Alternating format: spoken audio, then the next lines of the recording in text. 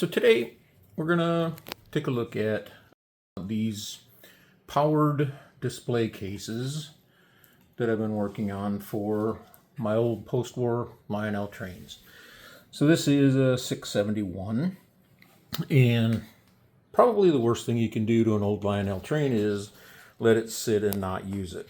But some of us just don't have access to a layout where we can regularly run these things. So what I did is I created just a little test track, and you can see there's some ball bearings in there, and we'll take a closer look at that in a second. But that one I did for my GG1. It's a little bit shorter than the one that I did for the 671, and of course the 671, it's got the tender with it.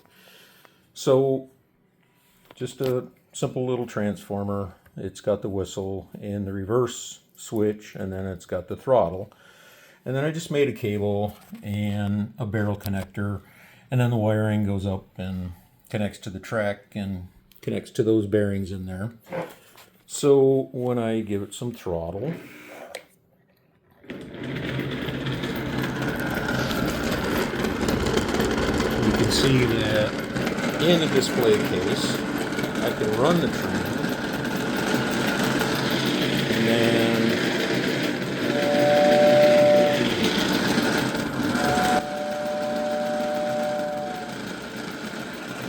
operate the whistle, and hopefully it'll pick it up. As you can see, there's a little bit of smoke coming out.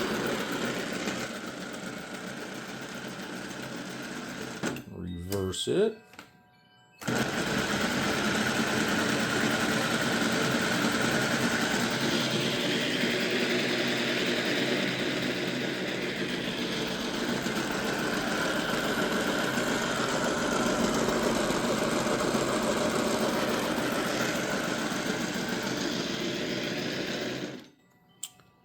All right. So yeah, I don't necessarily recommend putting smoke fluid in there when the cover's on. So my plan is these will sit on a shelf out in my garage, and when I run them, I'll take that cover off just to get some air in there. So you can kind of see I did a little bumper on the front.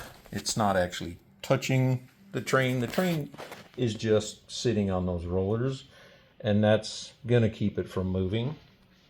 And then let me just pull this one off of here.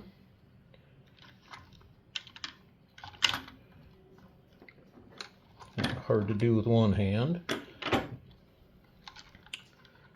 So this was my first specimen, and I got a little bit over rambunctious, and I put some of the ballast in where the bearings are, which, yeah, I ended up getting the glue on the bearings and they rusted a little bit. So again, this was my first attempt, but you can see the bearings roll nicely, and the track section is cut out so that on this 671 it's got 4 drivers on each side, so they don't actually touch the track, and it's getting power from the center rail. And then I don't know if you can see that yellow wire, it goes around to this rail, and it connects all 4 rails, and then it also connects to these 2 bearing plates.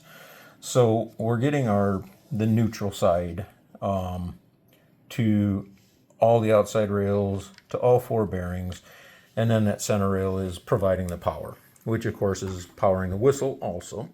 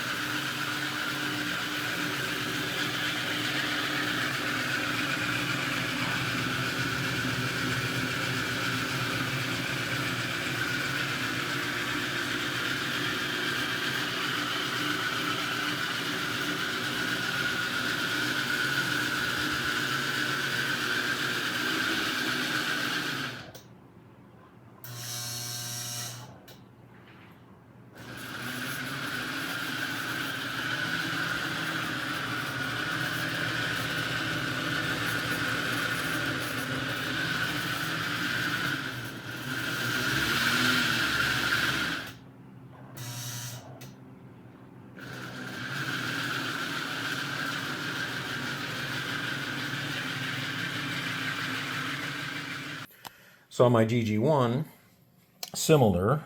Let me pick this up without destroying it. But this time I decided there was no need to put ballast in where the bearings are.